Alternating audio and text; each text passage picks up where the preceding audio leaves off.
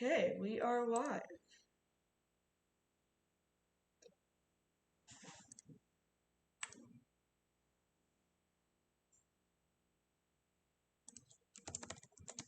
Okay. Hello, everyone. Nobody's here yet, but hello.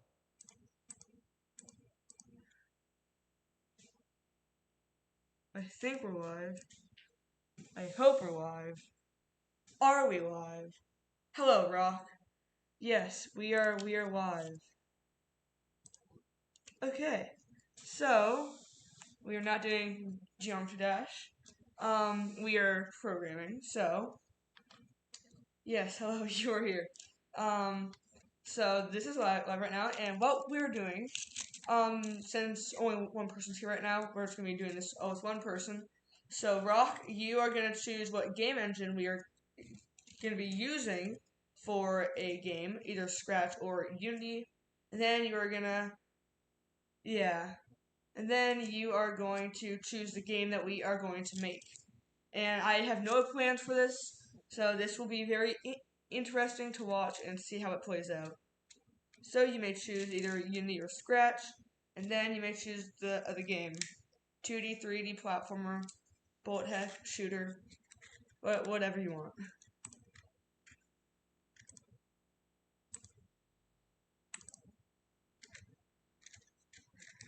Okay, just going to live chat. Okay.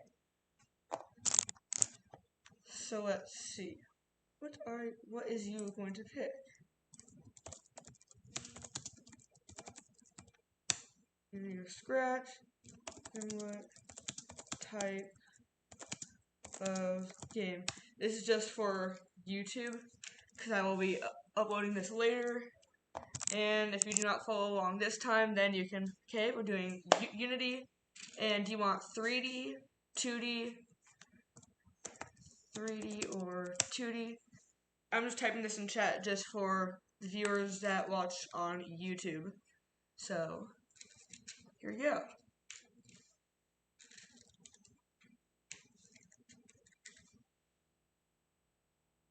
I'm thinking of what I can do. Okay, so we're doing 2D. And now, what type of game? Like platformer, shooter, FPS, bullet heck.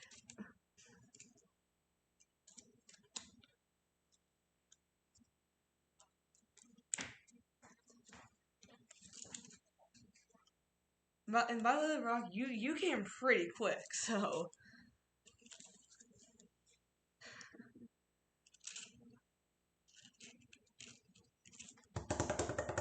A shooter, okay. 2D shooter. Yeah, I can do that. Okay, so first I'm just gonna go to my desktop, open up Unity Hub. And I will be using Unity version 2020.1.6. You can use whatever version you have. But it really shouldn't matter. But if you have any problems, just let me know in the chat. Okay, so I'm just gonna go to installs, and if you want to follow along with me, 2020.1.6. And if you don't have it, then you can just go to add. Then if it doesn't display here, you can go to download archive, and then it will open up this window in your search engine. Then you can just select what you want to download. Then all you have to do to get it in Unity is just press Unity Hub, and it will automatically start the download for you. Okay, I already have it, so I'm just going to create a new project. So I'm just going to press on this down arrow to select the version of the project that I want to create. And the version is 2020.1.6. I'll save the video. Okay, good to know, Rob. Okay, so we are doing a 2D game. And I'm just going to name this 2D Shooter YouTube. Then I'm just going to press create.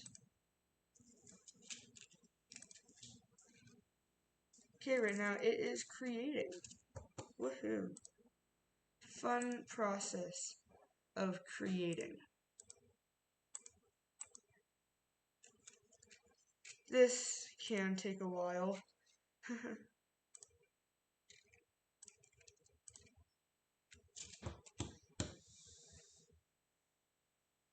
Beautiful. Looks like that this is not updating. That's fine. Okay, it's like halfway done creating, and this will go faster depending if you have a better computer. But right now I'm on a laptop, so. Okay, this can definitely take a while.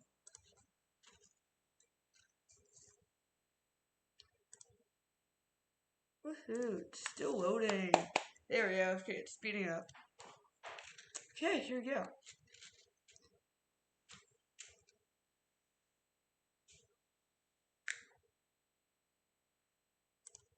Yep, it has opened. Okay, so with Unity 2020, it automatically gives you the dark skin, so you don't have to pay for it anymore. But if yours does not have the dark skin, you can just go to Edit, Preferences, and you can click on the General. Then you will see a little editor theme. You can click on that, and you can either choose light. Light, in my opinion, is bleh. Or you can choose dark theme, like, ugh. I do not like that. I like dark. Woohoo. And I changed it back to dark. Great. Okay, now let us actually begin the game. So when I start off, I like to create my folders. So I'm gonna click on the assets, right click, create folder, create one called scripts, create another folder called prefabs, create another folder called imports, create another folder called asset store, and we will be adding post-processing to this. So I'll just create one more folder called post-processing, because why not? And hold on. I have not memorized the script to make a platformer yet, so. Rock, if you are still here, one more question. Is it going to be a top-down shooter, or is it going to be like a platformer shooter, so you're just going from the side, if you're still here? And if you're not, then I'm just going to do top-down.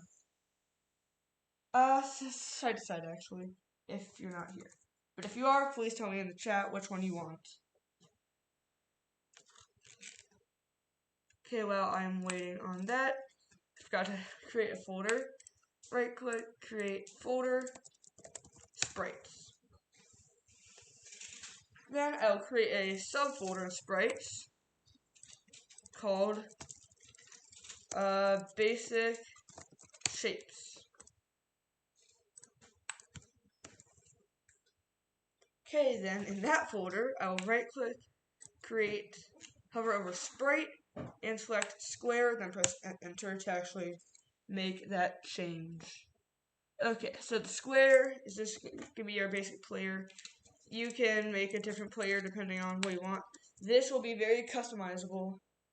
But so yeah.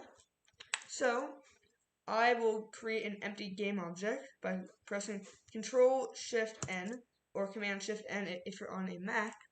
Or another way of doing this is if you just right click and press Create Empty. When you create it, it will just give you a random position, and if you just immediately change it to 0, 0, 0, you can just right click on Transform and just press Reset, and it will just automatically reset it for you. Okay, I'll also tag this game object with player, and I'll also rename it player. Okay, now we actually need the player graphics, so now he is invisible. So I will right click under player, go to 2D object and sprite. I'll rename the sprite to GFX or graphics. And then for sprite, I will just drag in our square, and there he is. There's our beautiful player. And I prefer more zoomed out games, So if you just click on your main camera, and if you go to these settings, the camera settings, and I like to set the size to 10, so it's more zoomed out. And you don't actually have to move the camera, because it does not affect anything. Woohoo. I also like set the clipping planes to 0.01. It just makes me more comfortable. I don't think I have to explain that to you because it's not really that necessary. But considering that's a 2D game, but whatever, why not? Okay, next I will press add component on the player game object, and we will search for Box Collider 2D. And it should automatically resize it to the size of the graphics. I will add one more component. This will be a rigid body 2D. And then I'll set the gravity scale to 7. I do not like floaty jumps or anything like that. So yeah. Okay, I'll set the collision detection set of discrete to continuous, and set the sleeping mode to never sleep. That's just to make it like really good with collision detection. And then under constraints, if you just drop down this drop down, I will just press freeze rotation on the Z axis. We have to make one more folder. Sorry about this. Right click under assets, create folder. Physics materials. Now right click under there, create physics material 2D, and I will just call this slippery. Ooh, there's a lot more settings.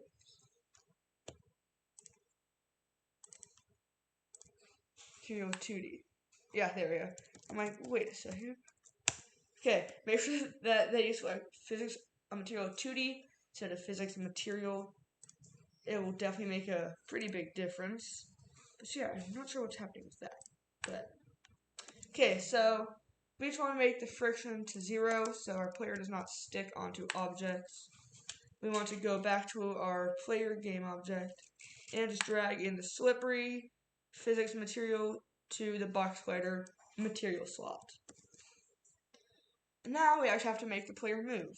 But first, we actually have to make the player, fall on something, not, fall continuously forever. So we can do that. I'm just going to make a new empty game object, so Command Shift N or Control Shift N if you're on a PC. Right click on transform, press reset, and I'll just call this game object environment. Now let's drag that above player. Okay. Now I'll make a new sprite under the environment. Right click, object, 2D, sprite. Yeah, we're not getting any error messages today. Woohoo. Okay, then I'll rename the sprite to ground, and the ground will be a square. Right now you cannot see it, and that's just because it's overlapping with the player. We just have to select the scale tool, or R, press R to select the scale tool, and we just have to scale it out this way, scale it out that way. Then we can select the move tool or press W to select it, and we can just drag that down. I'm just going to scale it up a bit more, like right there. Okay, now it somewhat will work. The player will still fall, but it won't collide with anything.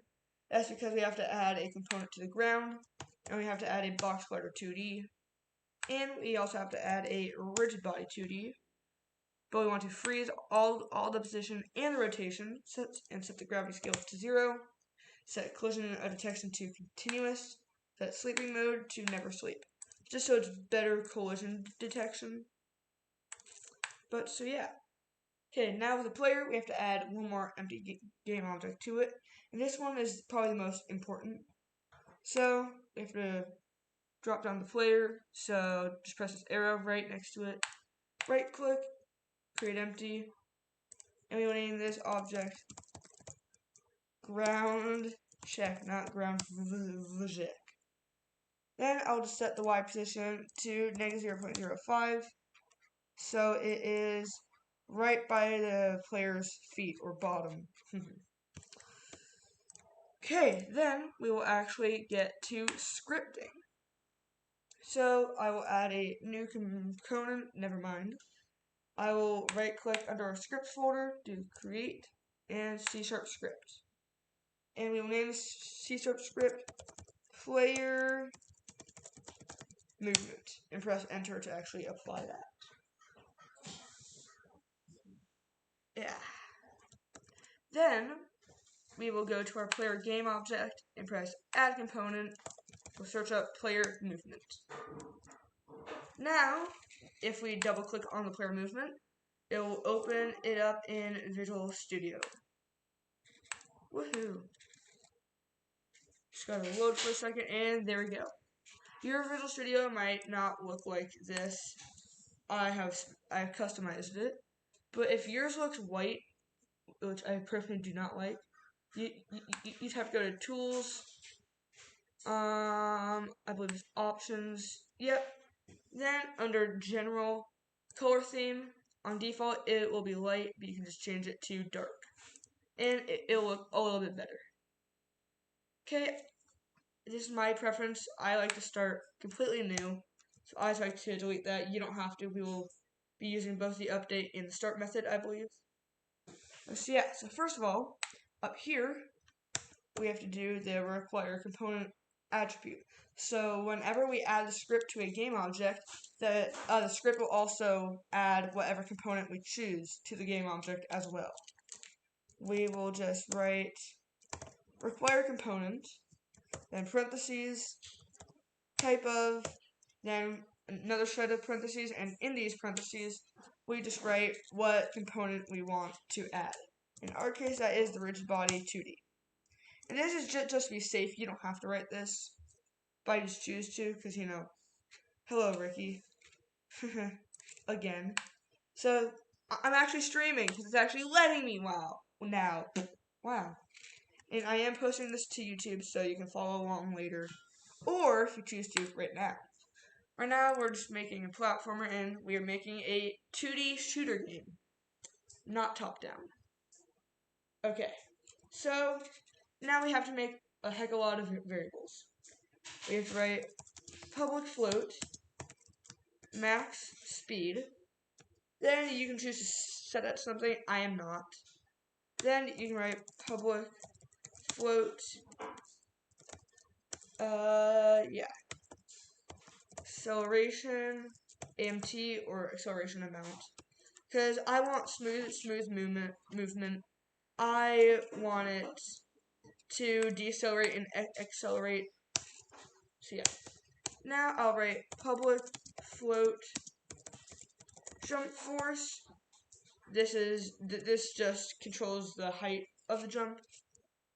Then I'll have a private float for the current speed. I'll have a public int or integer. But you have to write int because, you know, coding. And this will be called extra jumps value. You can set that to something. I'm not. I would choose to set it to 1 because, you know, I like double jumping person. Then we want private int extra jumps. Okay. I don't know what is going on there. There we go. That was weird. Okay.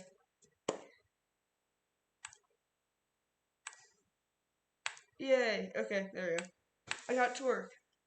Okay. So, believe it or not, we have to add more variables now. We have to make a public float hang time. Because I want coyote jump. What that means is it will give you a certain time to jump even when the player is off the ledge, just so, you know, it's not completely frustrating. Then I'll have another variable, private float, hang counter. So yeah, there's a lot of variables with this. Then I will write public float jump buffer length. I'm not going to explain all of these variables to you right now because there's a lot. Then alright, private float jump buffer count. Yeah, there's quite a bit of variables. Colton versus Mr. Beast. Yes. Yes. Okay, bye, Ricky. Okay, if you don't know, me and Ricky are friends in real life, so yeah. Then, I'll need more variables. Public transform. Ground check. This is just where it will be checking the ground to see if it can jump. Then, public float check radius. So some of this code was written by Blackthorn Prod. If you haven't seen his platforming video, I will link it in the description. And I will also link it in the chat. I can just open that up right now. Blackthorn Prod. Platformer. Right here. I will just link it in chat if you want to watch it. Okay, it is right here. Beautiful. Okay, now we need a couple more variables. We need a public layer mask called what is ground. This will just determine what you can and cannot jump on. Then 2 more variables, I believe. Nope, 4, but they're small. We need a private float for our move input. Then private bool facing right so we can flip the player. And we will just set that to true, starting off. Now we need another bool. Private bool is grounded. This is one of those essential variables again.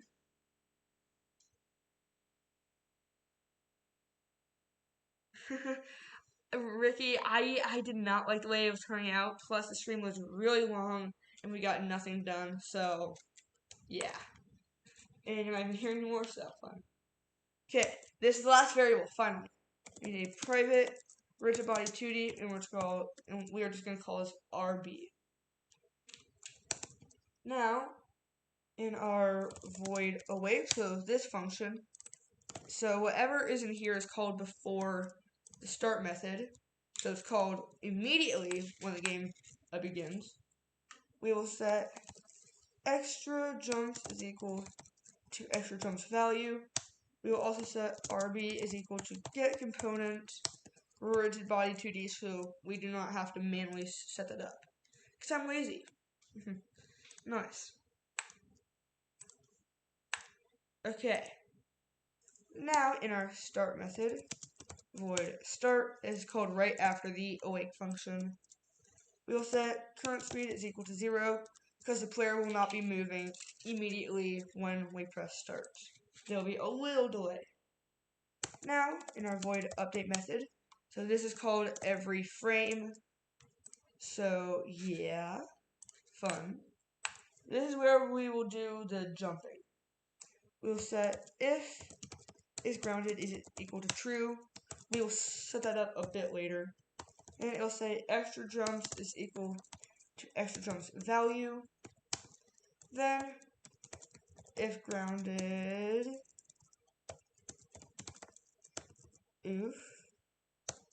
if is grounded is equal to true, then it will set hang time counter is equal to hang time. But else, if it is not grounded, then it'll set hang time counter minus equals time dot delta time. Okay. Beautiful. Now for the actual jumping. We will say if input dot get key down keycode dot up arrow. I am doing up arrow or the W key. you can do space or whatever key you want. It's completely your choice. So I'm just gonna say or. Those are the two slashes. Input dot get key down keycode dot w. What? Why not? Or input dot get key down keycode dot space. Just like that. Then, if it is pressed, it will set jump buffer count is equal to jump buffer length.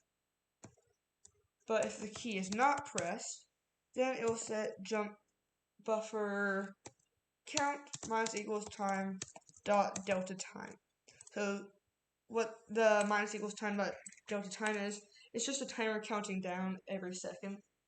So yeah, that's all it is. Then we will say if jump buffer count is greater than 0f and extra jumps is also greater than 0f, so if we still have jumps left, or jump buffer count is greater than 0 and extra jumps is greater than 0f. It's basically saying the same thing, just checking twice. This is just an extra precaution. So what that's saying is if the up arrow is pressed and we still have some extra jumps, then it will just jump.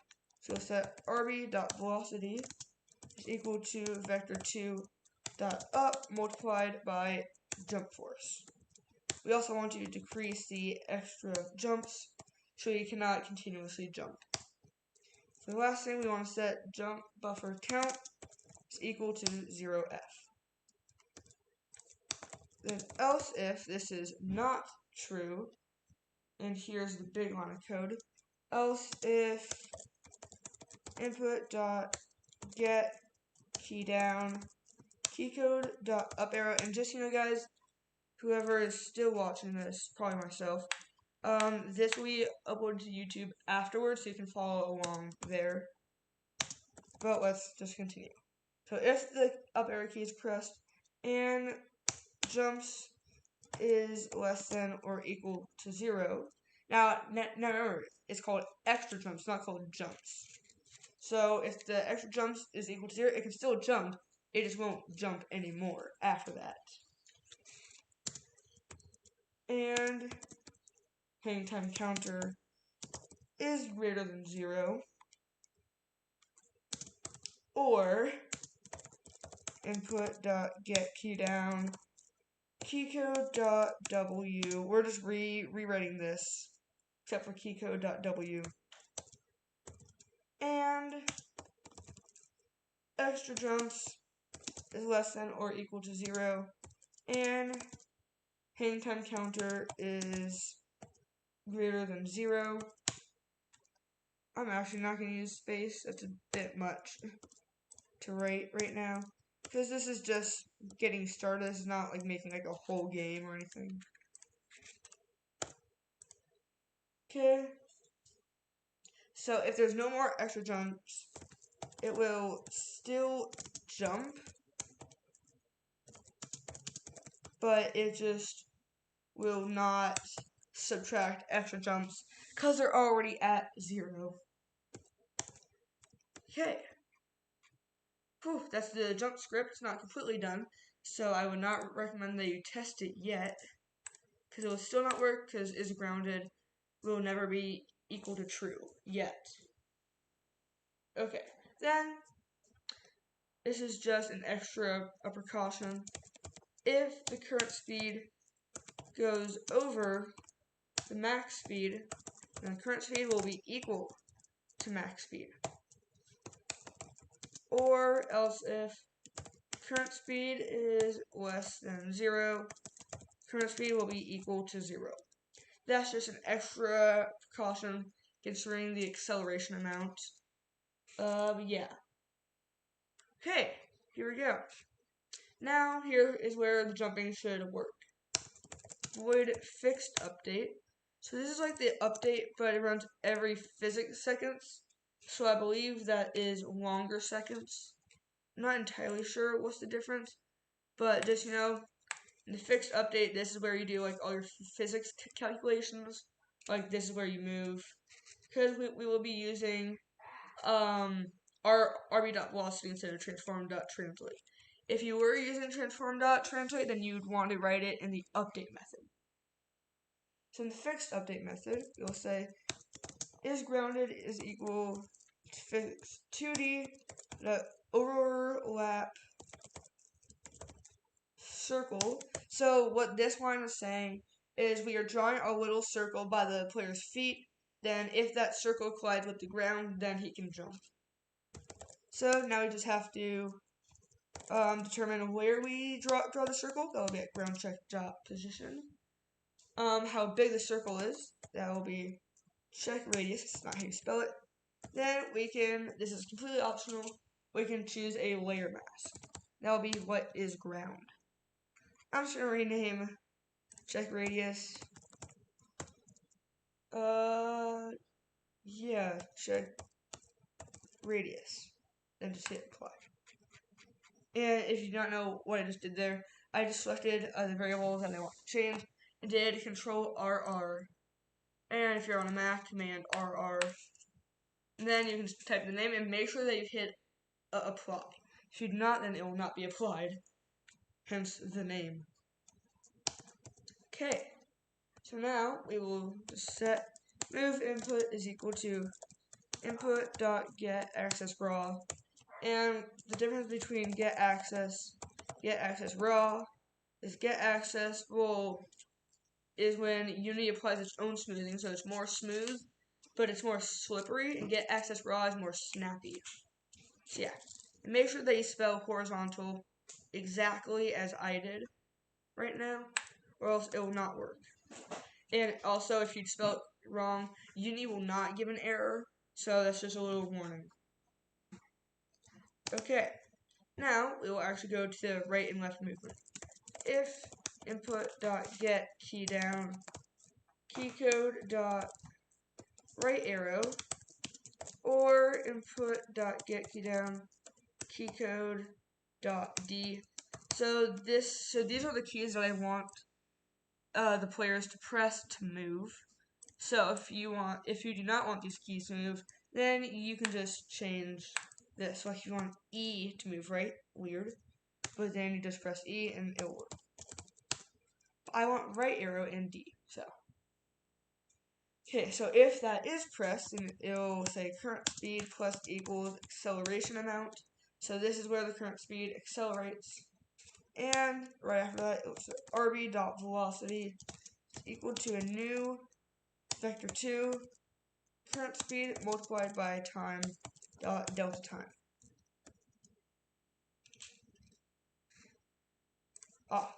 And rb.velocity.y. And if you do not know what time.delta time is if we do not have time.delta time, then it will act weird. Like if you have a computer that's faster, then the movement will be faster. If you have a computer that's slower, then the movement will be slower. And what time.delta time does is even if you have a fast or slow computer, it will move the object at the same speed. Okay, now we will say else if input.get key down keycode.left arrow or input.get key down keycode.a. So if that key is down, it will do the same thing. Current speed plus equals acceleration amount. But instead of doing current speed, it will be negative current speed. So how you do that is rb.velocity is equal to a new vector 2. So for current speed, you'll write minus current speed multiplied by time.delta time and rb.velocity.y. Now it will just move the other direction. And else if there is no key pressed, then it will just set current speed is equal to 0f, and RB dot velocity is equal to a new vector 2 current speed multiplied by time dot delta time, and RB dot velocity dot y. So what this is saying is if there's no key pressed, then it will just stop moving.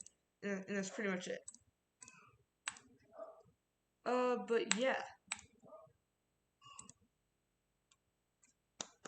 Woohoo, we have 2 likes already on this stream. Okay, let's continue.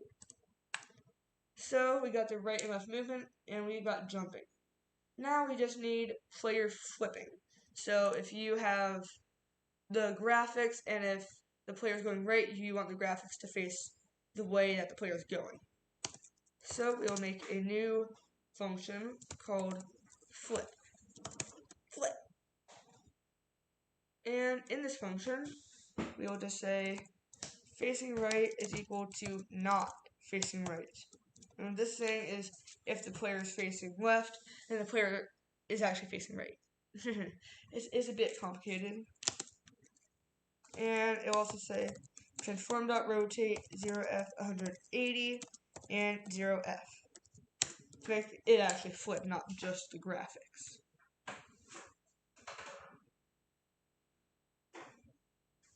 I think one thing might go wrong here, but I don't really know. But one thing might go wrong, and if it does, then I know why and I can fix it. Okay. So now we actually need to call the flip function. We'll say if facing right is equal to false and move input is greater than 0. So this is saying if we are going right, but the player is not facing right, then we just want to flip him so he is facing right. Then we can say else if facing right is equal to true and move input is less than 0. So this is saying the same thing except backwards. So if the player is moving left, but if facing right is equal to true, then we just want to flip the player to make it actually face left. And that's the whole script. Yes, it is definitely complicated, but it works well. So, yay. Okay, so I'll set the max speed to 425. I'll set the acceleration amount to 75. These are preset values that I preset to just make them work correctly because I have an idea on how this works.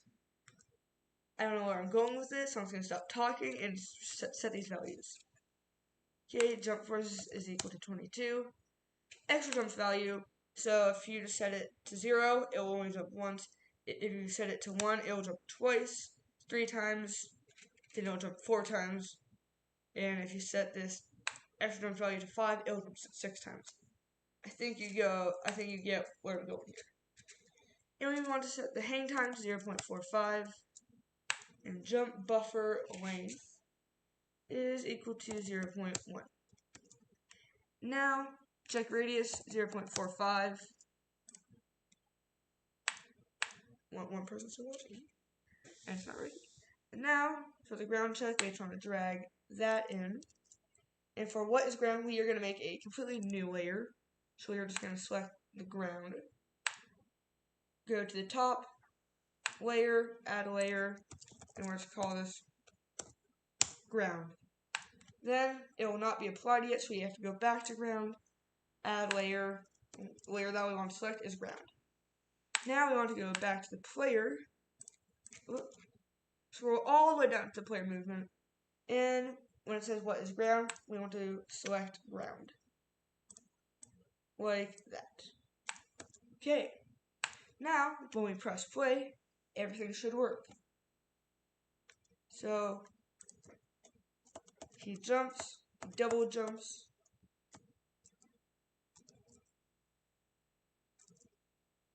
He barely moves, and I think I know why.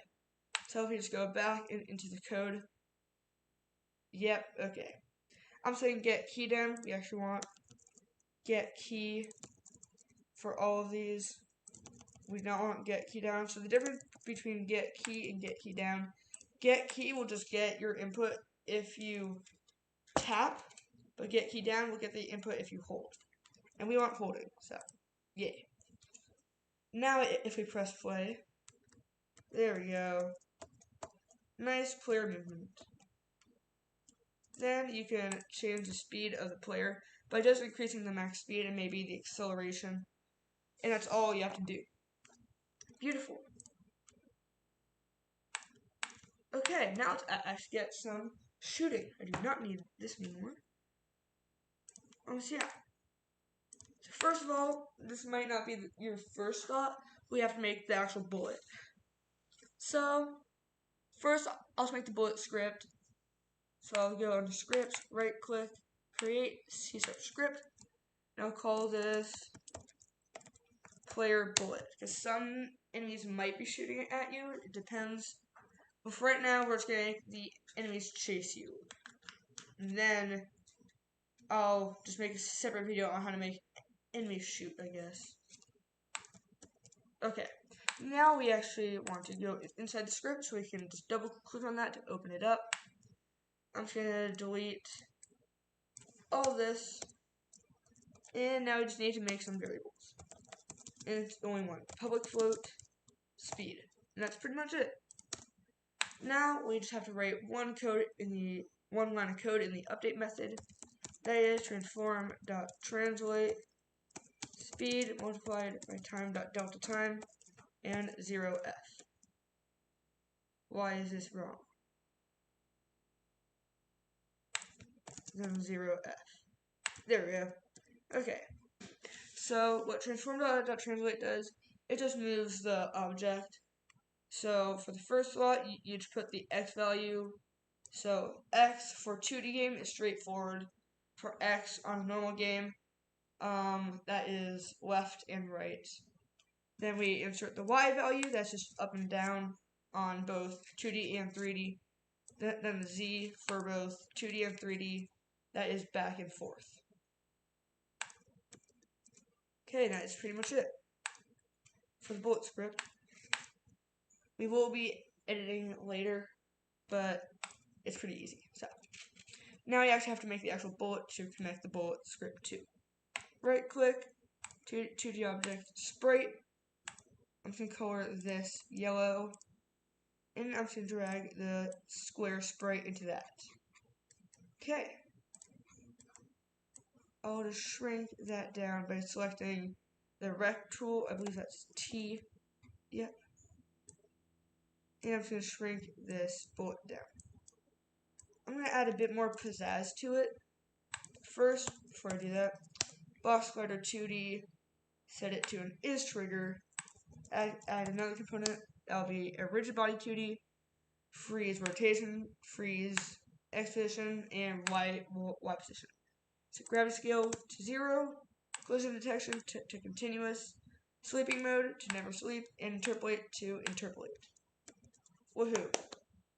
Now we just have to add the bullet script. And I'll just set the speed to maybe 25.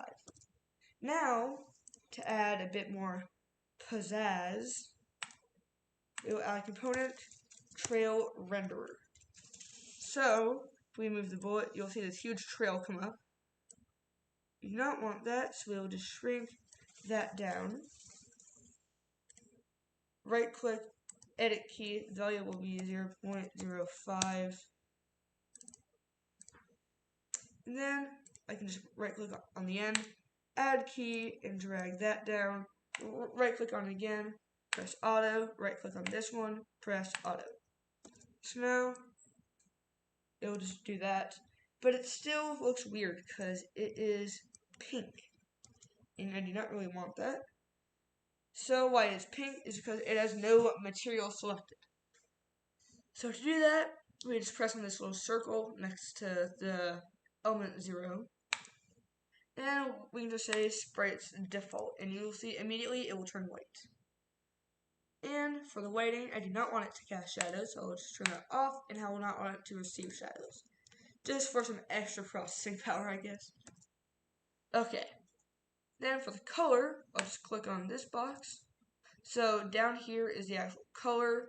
So the starting color, I just want that to be yellow. For the ending color, or this little box, I will want that to be also yellow. Then up here are the alpha. So this is starting alpha. I want that to be at 250. And what the alpha is basically determines how faded out an object is. So yeah. And for the ending alpha, I'll set that to 0. So the trail slowly fades out. Like that. But you'll notice that the trail is still long. So I'll set the time to 0.1. So that just tells you how much time it will take for the trail to fade. And of course, we will rename this to Bullet, and we will just make this a prefab by dragging it into the prefabs folder, and now we can safely delete it from the scene. And just so you know, I am saving this project. You can do that by pressing Control S or Command S on Mac, or you can just go to File, Save, and File, Save Project. And there we go. Okay, so now we actually have to make this bullet shoot. For now, when we press play, it will just go forward. And that's pretty much it. And it's not really exciting. So first of all, we actually have to make the weapon. So I'll just right click, create empty weapon holder. So this is just where the weapon will be. I'm just going to make it in the center. Right click on it again.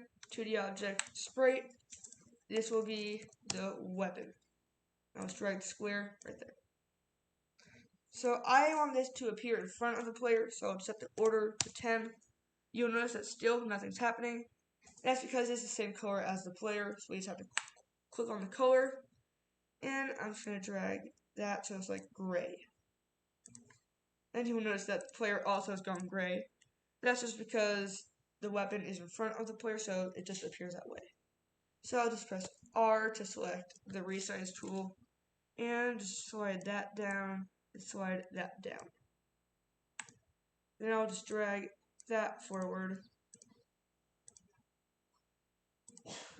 just like that. Okay, it is beautiful. So this little block is our weapon. Not that exciting, but you can customize that later. So yeah, now we actually have to make it shoot. What do you know? I will just go to script, right click, create, add C# script, and just call it weapon.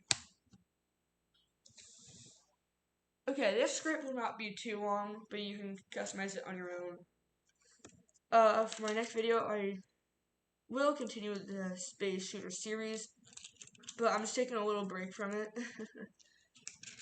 But for my next video, I'll go more into like advanced shooting, like making it better and stuff.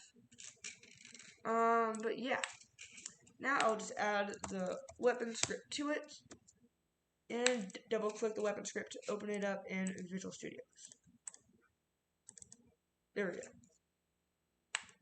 And sometimes if a script doesn't open, just open up Visual Studios, and a message might appear, and it might say reload or cancel. Just press reload, and everything will be fine. Then you can go back into Unity and just open up the script. That's pretty much it. Okay, let's go back into the script. Okay, we will need quite a bit of variables. We will need public game object, bullet, prefab. This is just the thing that we are going to be shooting. Public, transform the fire point. This is where the bullet will be spawned. And public, float, fire rate. So you can completely customize the fire rate. So you can choose to have it shoot fast or shoot slow. Now, in our void update method, we will need to write if fire rate is equal to 0, and if it is, then it will just be single shot, so you have to click every time that you want to shoot. So if it is equal to 0, and if input.get mouse button down is equal to 0, so that is left mouse button. So if you get that down, or any key that you want, we can just say shoot. You'll notice that it'll have an error. That's because we haven't made the actual shoot method yet, but we will do that later. Then we can say else if fire rate is greater than 0, if input.get mouse button down, mouse button 0, yet again that is left mouse, then it will just say invoke repeating shoot with 0 delay before shooting and at fire rate. So that just means that if the fire rate is equal to 0, that's single shot. And then if it is lower, then that is the time between the bullet spawns. So if it's at 0, so if the fire rate is at 0.1 seconds, then a bullet will spawn every 0.01 seconds. So right now, if we just set the fire rate to say greater than 0, and if we click, it will shoot, it just won't stop shooting. So we'll say else if input.get mouse button up, mouse button 0, it will just say cancel invoke shoot. Now we actually have to make the shoot method. What do you know? We will just say void shoot. We'll say game object bullet geo is equal to instantiate. Instantiate takes in a couple things. So instantiate basically means clone. So first, we have to decide what to clone or copy. That will be our bullet prefab. Where we want to copy it at, that will be firepoint.position. Then at the rotation that we want to copy it at, that will be firepoint.rotation. Then we want to clone it as a game object, so we can destroy it later. By later, I mean now. So we will just say destroy bullet geo after 5 seconds, so it doesn't clog up the hierarchy or the menu of Unity and make everything laggy as time goes on. So we do not want that. Then, after we write all that, it should be good. Shooting should work. First, we have to assign these variables. So for me, this is going to be pistol, so I'm just going to set the fire rate to 0. You can set that to whatever you want. So for the bullet prefab, just drag the bullet prefab in there. For the fire point, we want to right click on the weapon, create empty, call it fire point, and just drag that to the very front of the weapon. And just drag the fire point in the slot. So now when we press play, it should shoot. Nice. Pew pew. I think I will make the trail a little bit shorter, so I can just click on the bullet prefab, set the trail time to 0.065. Now, when we press play, the bullet trail should be shorter. But I personally like my weapons to rotate towards the mouse. Before we do that, I'm just going to test out that fire rate's working. I'll set fire rate to 0.01, so it'll shoot pretty fast. Wait, what? No. Okay, there we go. I'm just holding down the mouse button, and it's shooting pretty fast. And it actually stopped shooting when I let go of the mouse. There we go. It's going to reset the fire rate to 0, so it's a single shot. So yeah. Now we just got to make the weapon actually rotate towards our mouse. So if we just open that back up, we will need to make a new method called void rotate maybe. We will need to call this in the update method right before we shoot, because we want the shooting to be more accurate and precisely. Okay, I just have a big dictionary of scripts, just to make it easier for me. Okay, here we go. You will need a public float called rot speed or rotate speed. I'm just going to set this to 1,000 because I want it to rotate pretty quickly to the mouse pointer. But if you want the weapon to be very slow and heavy, then you just set this to a lower value. Then, for the void rotate, you'll say vector to direction is equal to camera dot main dot screen to world point. Then it will need input dot mouse position minus transform dot position. And this is just a complicated line. I cannot tell you really what it means, except the direction is basically the mouse position. It's basically what it is saying. Then you'll need a float called angle. Just gonna move that up. You'll set angle to mathf dot attan to direction dot y and direction dot x multiplied by mathf dot rad to degrees. Sorry, this sounds like a chicken screaming in our neighbor's yard. Okay, then we want another variable. This will be a quaternion. If you do not know what that is, basically nobody does. It's just the object's rotation. So we'll call this quaternion rotation. If you actually spell it correctly, rotation is equal to quaternion dot angle axis. It'll put angle and vector 3 dot forward. Then we actually want it to rotate.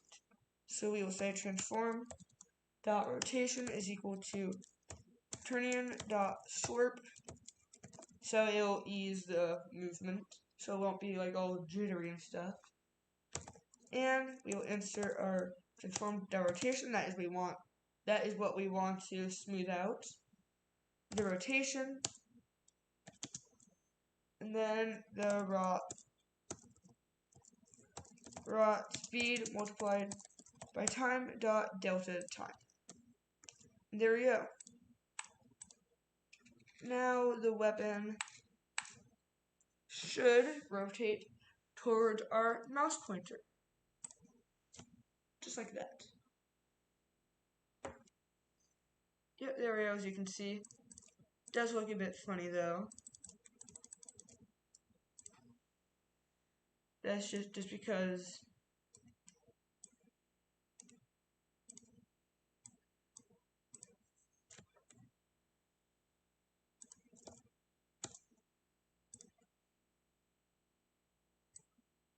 I'm positioning this weapon. Why is the weapon holder doing this? Okay, I'm just gonna try to make the weapon rotation actually good. For now, it just looks weird because it's rotating from the center. That's because what weapon holder is at the center? Yay!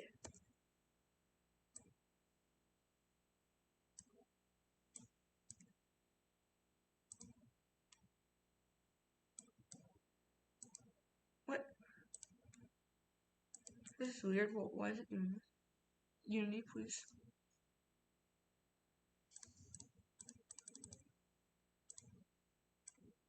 Okay, hold on. What holder? Yes, I want to be back there. Let's reparent it.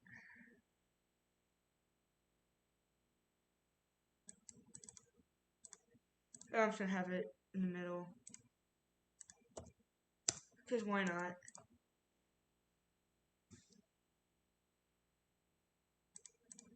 There we go. And he shoots.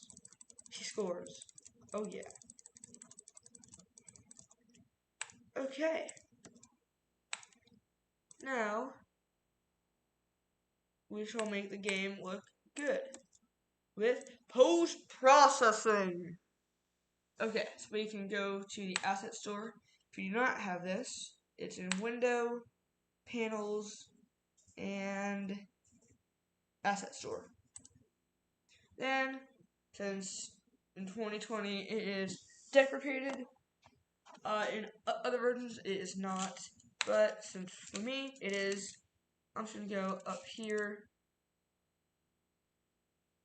Woohoo!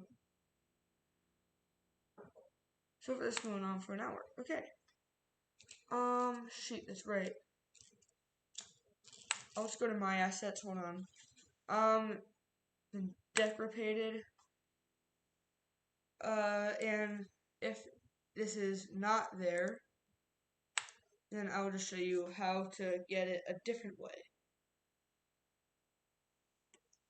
So post-processing pack, I'll just press import. First you have to download it though. Then I will not import the min drawer and just press import. But if you do not see the Unity asset store or the post-processing stack under deprecated in the Unity asset store, I'll show you how to do it a different way. If this imports faster. Ooh. Scary.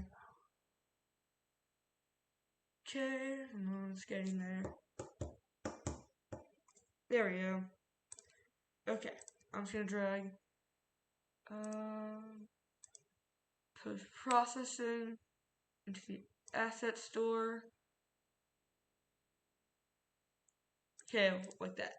Now, if you do not see it there, you can just hold on, it's compiling. You can just go to the package manager. If you do not have that, go to Window, Panel, and Package Manager, and you can go to Packages.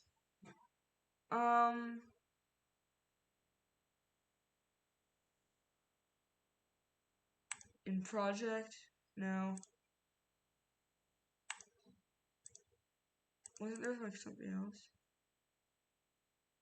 Huh, but you can just search post-processing.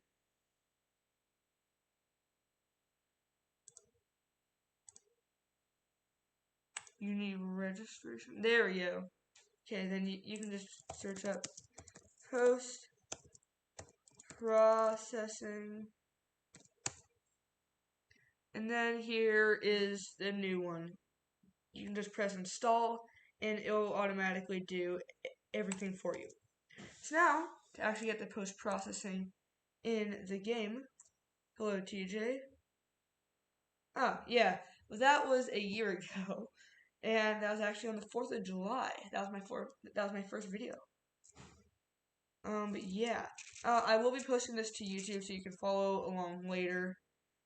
Because we have gone pretty far and this is not Scratch. But if you do this, I recommend that you watch my Unity tutorials first. That will definitely help you. But let's just continue with this. If you go to main camera, you can just press add component, post-processing behavior. And it will just add this component. Now, under assets, I'll right click, create folder, and call this color correcting. Then I'll right click in that, create post-processing profile. I'll name it CC1 for color correcting 1. Then I'll just drag this into the profile.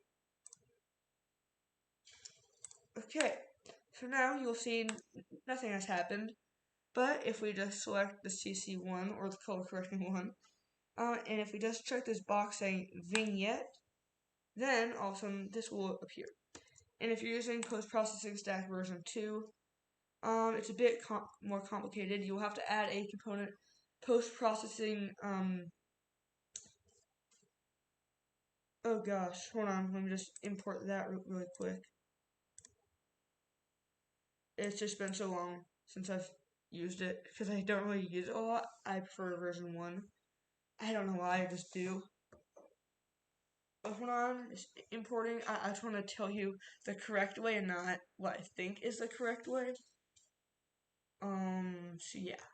One thing that I know you will have to do is you have to make an empty game object and call it post-processing, and you'll have to assign it a layer called post-processing.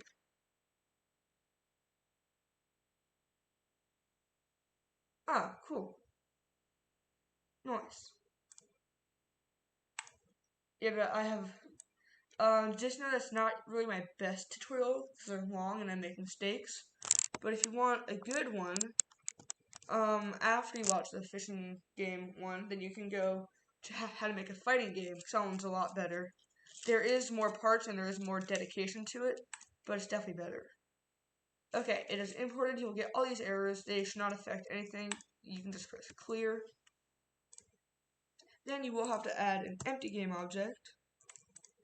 You will have to assign it a new layer, so you'll have to press add layer, post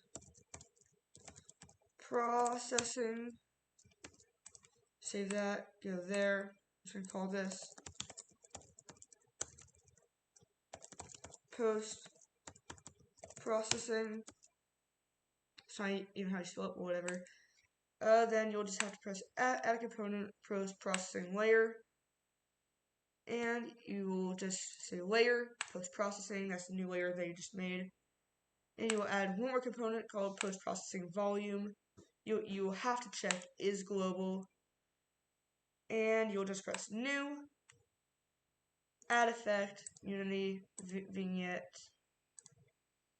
Then, if you just press all, I believe it will do everything for you, I think. Maybe if we just, there we go. You have to actually add the post-processing to the camera. So yeah, I don't really like this new post-processing, the version 2. So I'm just gonna not use it. But you can use it if you choose. You can go under packages, package manager, and remove. Because I don't really like it. So yeah, I'm just gonna use camera froze. I'm just gonna use version 1 of the post-processing. So yeah. Yes, no. Hello, I have returned with a non-frozen face.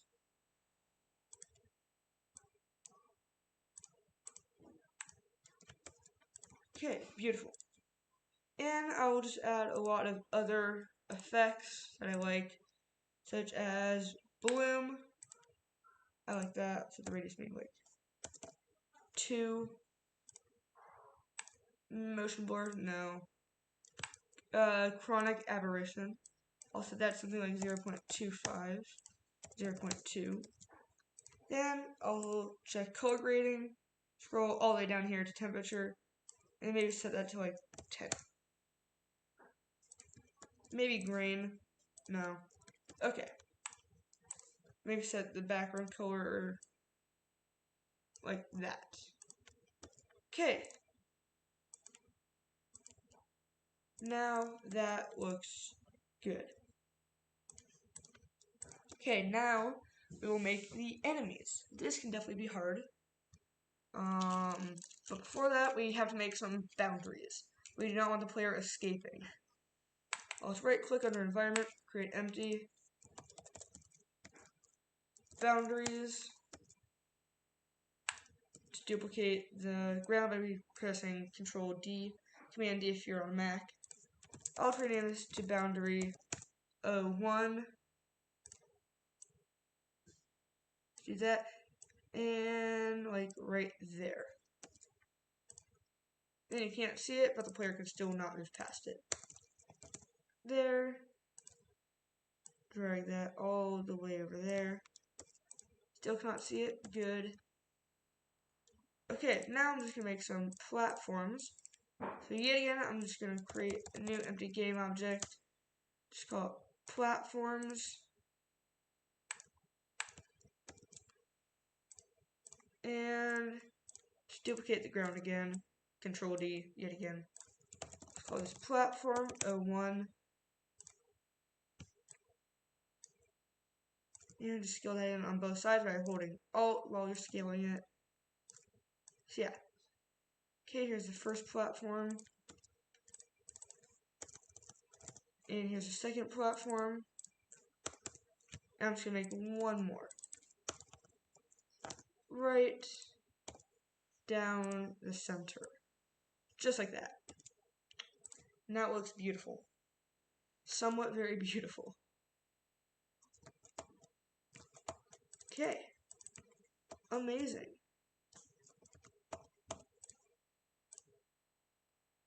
Okay. Here we go. Now to add enemies. This can be a bit tough. So we'll go to 2D game object sprite, close enemy, and now I'm just gonna make the enemies red.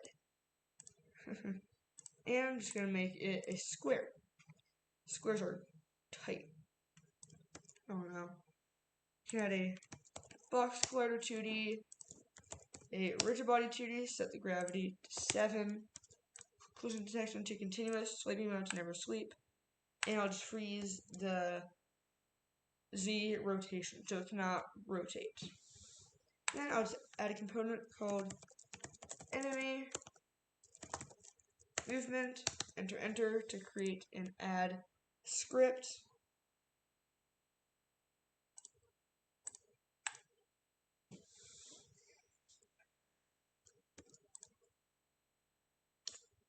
Sometimes it doesn't appear.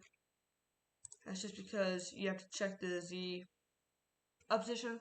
And if it's not 0, that's why it has disappeared. I'm gonna set that to 0, and it appears. I'm also gonna set the tag to enemy. So if I just create a new tag, set that to enemy and set the layer to ground, so the player can jump off of enemies, I guess. That won't really be necessary because the player will be dying if they touch enemies. In the video that I will be doing, maybe tomorrow, because Thanksgiving break, yay, we will make the enemy shoot, hopefully. So yeah, now if we just double click on the enemy movement, stutter. I don't really remember how to do it, but I did it yesterday, so I'm just gonna reference that script from yesterday. Woohoo! Hold on, let me open that project really quick after this compiles. Compiling always takes so long. Oh.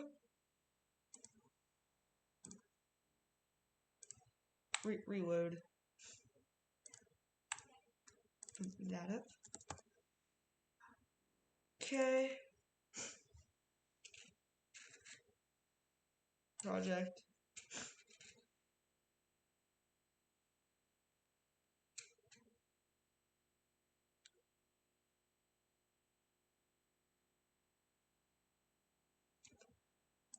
Okay, the project is opening. Should be pretty fast because I opened it yesterday, because I did it yesterday in 35 minutes.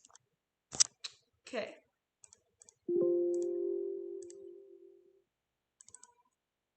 Yes, I know. Okay, here I am again. Here I am again. Do. I will stop. Okay, let's see. Enemy. Okay, just gonna reference the script because I do not remember how I did it at all. Plus, this is only 30 minutes that I had to do this, so whew, stressful. Okay, so first we'll have to make a lot of variables. Not a lot, but okay. We'll have to make 1, 2, 3, 4, 5, 6 variables. One will be for the player. This is just where the enemy is gonna go to. The player. We will need to make a public float called speed force. This is just how fast the enemy is moving towards the player. Jump force, yet again like the player, it's how high it jumps. And is grounded to make sure that it can jump. Vector 2, speed, that's just to make sure that it's negative or positive. And a private rigid body. And a private rigid body called RB. I'm just going to require the component type of rigid body 2D. You don't have to do that. It is completely optional. Then in the void awake, in the void start method, in the awake function, we will set RB is equal to get component of type rigid body 2D.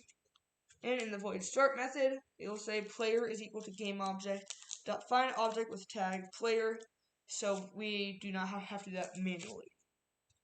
Then it will also call this function called jump that we have not made yet, so it will give you an error. That is okay. Okay.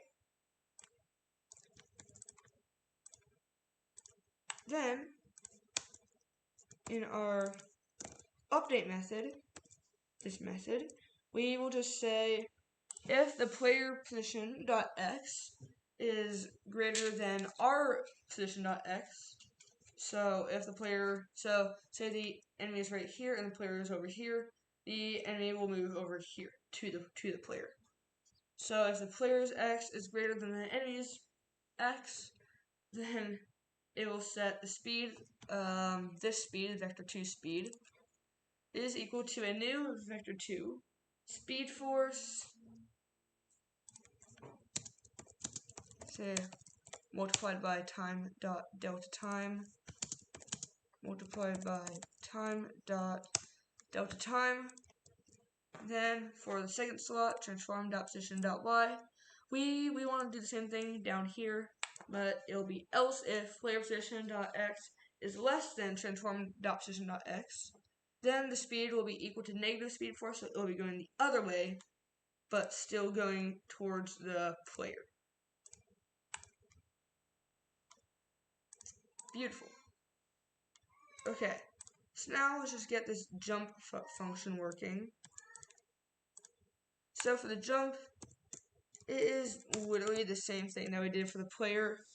It will set rb.velocity is equal to vector2.up multiplied by a jump force. I just want to do that just to get rid of this annoying error. But yeah. Now, in the fixed update, right now the enemy cannot move.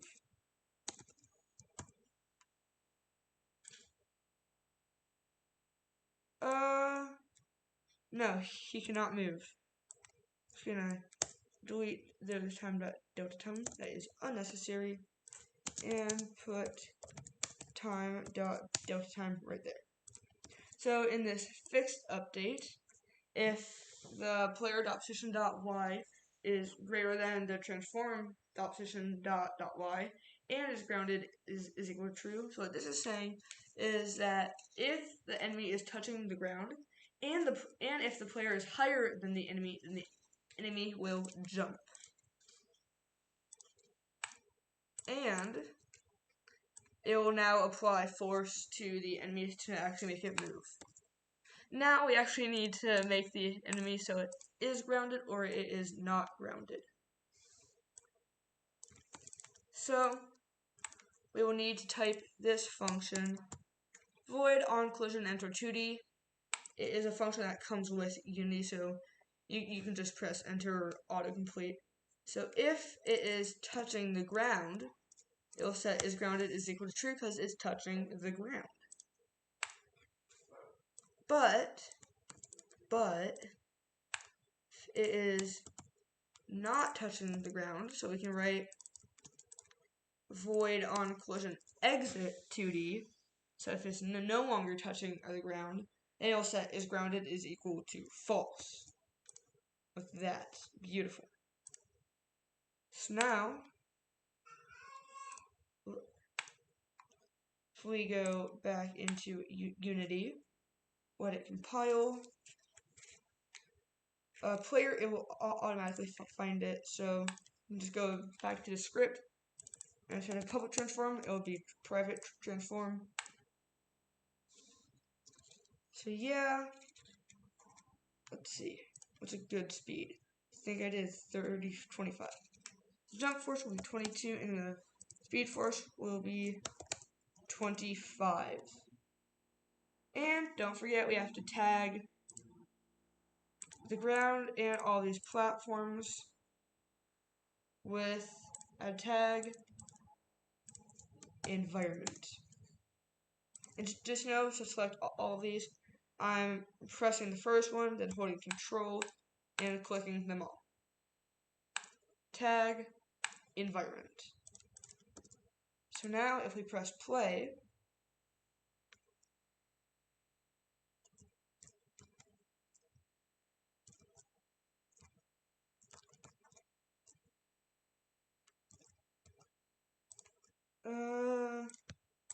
something's not going right.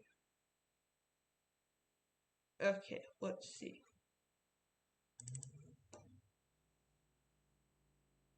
Exit. That's why. Because it's moving forward, it's just going extremely slow. So maybe we can just say 400 for the speed. So it's a little bit slower than the player.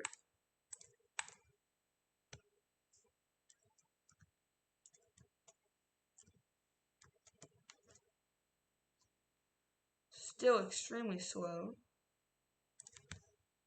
Set it to maybe 750, so it's twice the speed.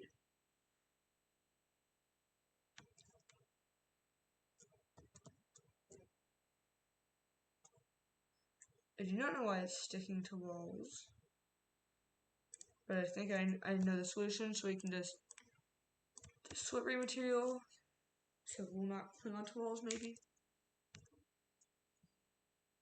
Yeah, he chases you now. He's so clingy. Oh. So basically what's going to happen is if you touch him, then you will die and you'll respawn. So let's just maybe get the enemy dying now. So we can go into our enemy script or enemy movement script, and we are coming close to finishing this. So yeah, we'll say void on trigger enter 2D, because remember we set the bullets box glider to is trigger. And we'll say if collision dot compare tag. This might be other for you and not collision, and if it is, then just put other instead of collision here. But if the tag is equal to bullet, then it will just destroy game object. Forget, did we do it after? Yeah, we just destroy the game object. Okay. Now for the player bullet, we will say void on trigger enter 2D. I think it's the same thing. Yeah. Okay, and we will say if collision.compare tag is equal to enemy, so if it's touching the enemy, or if it is touching the ground, then it'll destroy the game object after 0.01 seconds when we make sure that the enemy has been fully destroyed. So yeah.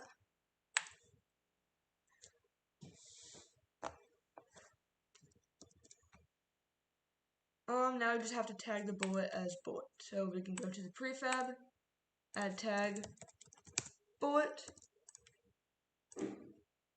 and there we go. Now, when we press play and we shoot the enemy, it should disappear. Pew, there we go. There we go. So now, let's make, when the player touches the enemy, that it also disappears. So let's go into our player movement, and we will have to do something at the very top. We'll say using UniEngine.scene management, and I'll explain in a little bit. We'll say down here, void on collision enter 2D if collision.collider.tag is equal to enemy. It will do scene manager dot load scene manager dot get active scene build index. So what this is saying is whenever the player touches an enemy, it will just reload the whole level, so the game basically just restarts. Okay. I think that's actually it.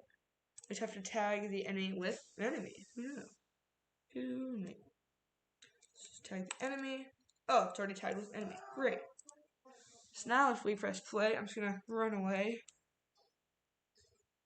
Now if the enemy touches us, boom, the scene reloads. Just like that. And if it doesn't, you can go to File, Build Settings, and you can say Add Open Scenes, or you can drag in the sample scene. Just like that.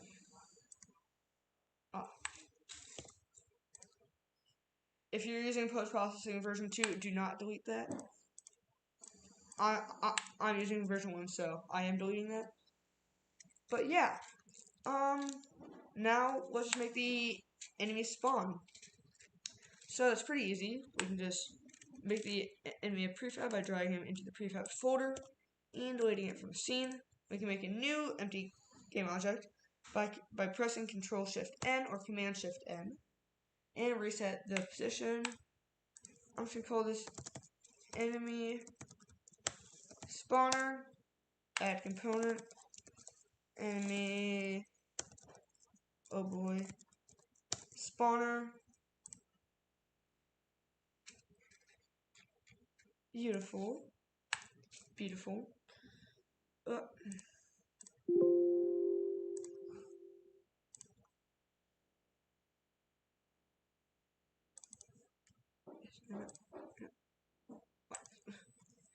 Okay, I'm back.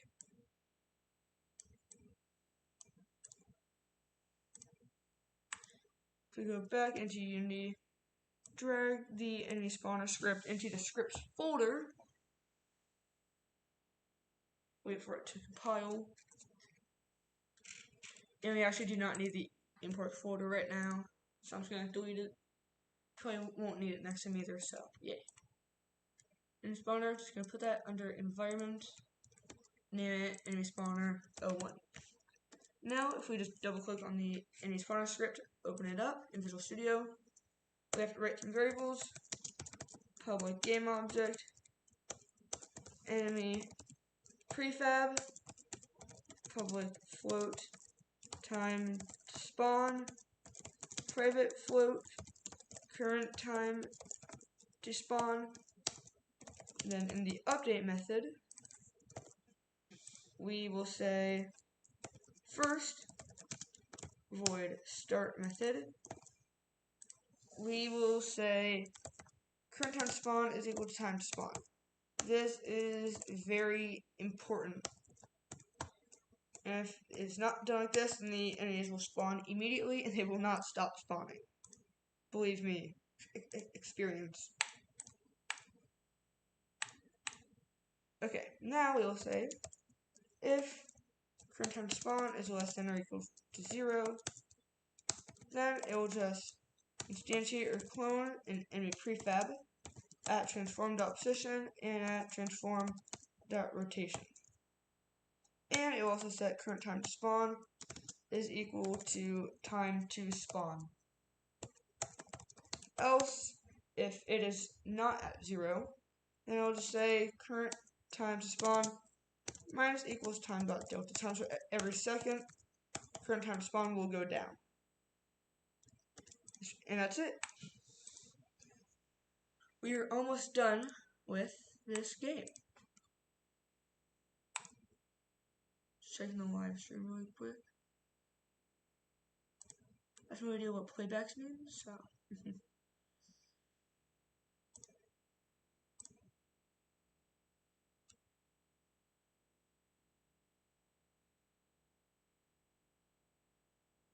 Okay, nice. Oh, nope, wrong tab. Okay, here we go. We just drag the enemy into the enemy prefab slot. Maybe set the time to spawn to 3. And I'm just set the enemy spawner onto this ledge right here.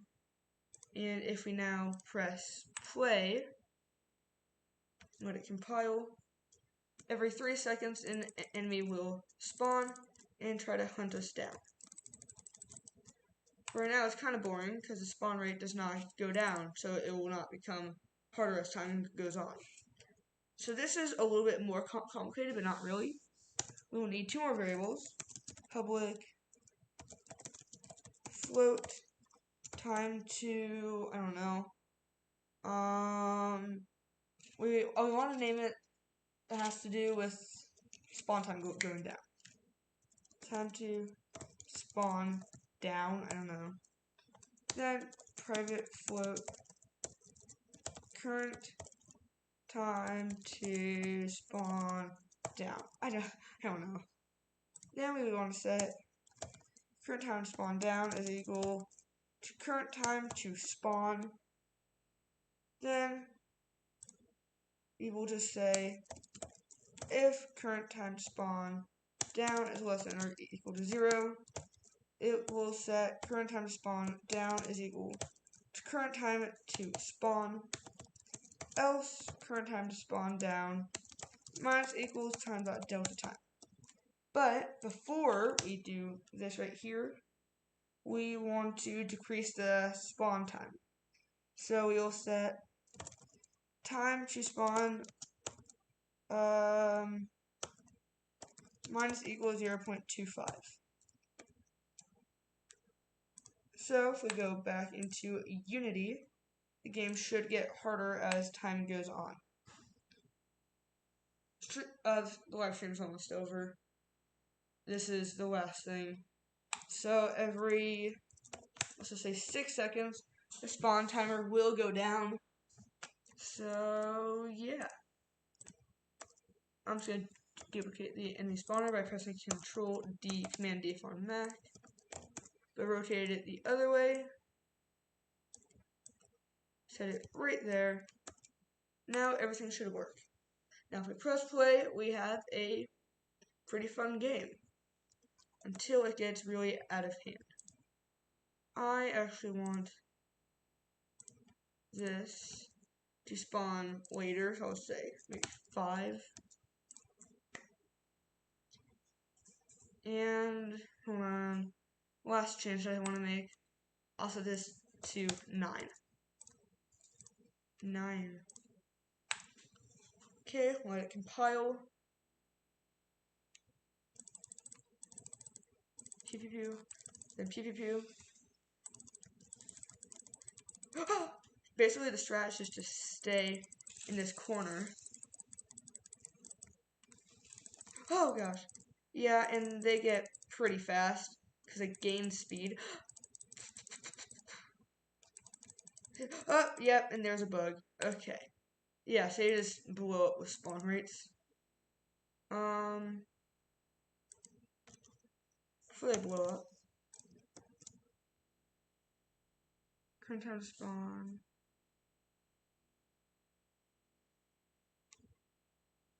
I think that's actually good.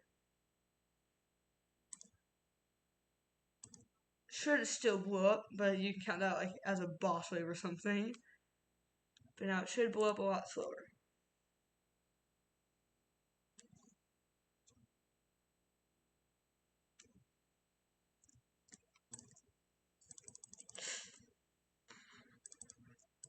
Every time it spawns one, it goes down.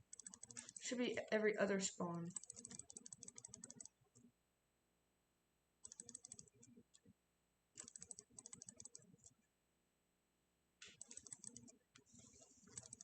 Uh-oh. It's trying to get... Uh-oh, they're catching up. I'm just gonna, spam. Okay, it's gonna blow up pretty soon. Uh-oh. She's gonna blow. Uh-oh, ready? Okay, well, watch that right there. Just watch the timer. Oh my gosh! Ah! Oh my gosh! That is how you make a shooter game. I hope you have enjoyed.